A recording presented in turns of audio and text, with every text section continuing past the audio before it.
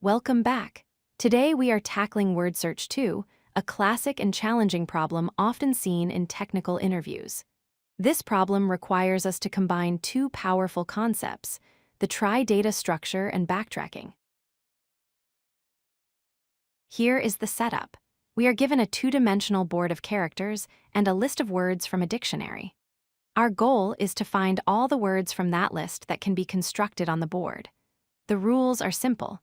We can move horizontally or vertically to adjacent cells, but we cannot use the same cell twice in a single word. A beginner might try to search for every single word in the dictionary one by one using depth-first search. However, if the dictionary is massive, this becomes incredibly slow because we end up scanning the board repeatedly.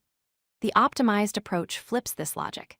Instead of iterating through words, we iterate through the board once and look for all words simultaneously using a trie.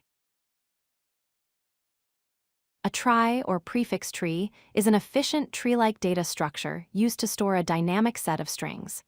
Here, the root represents an empty string, and each child node represents a character. By traversing from the root, we can spell out words.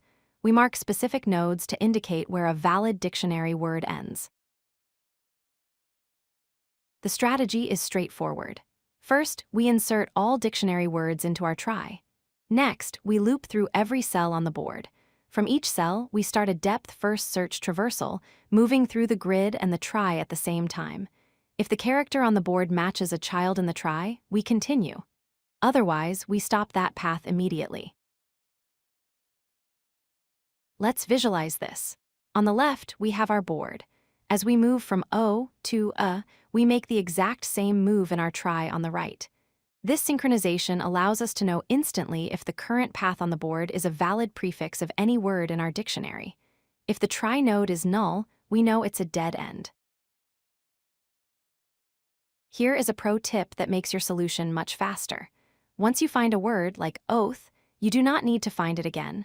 We should remove it from the trie immediately. This is called pruning.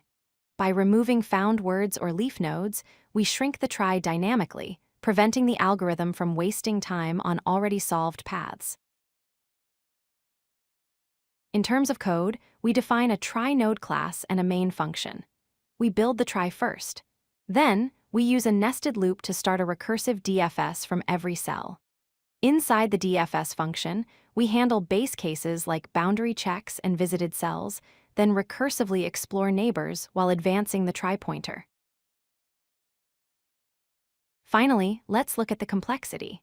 The time complexity is dominated by the size of the board times 4 raised to the power of the length of the longest word, representing the 4 directions of movement.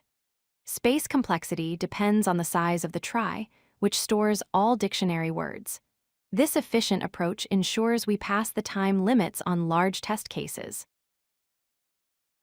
If you like this video, hit that like button and don't forget to subscribe. Visit codelucky.com for more such useful content.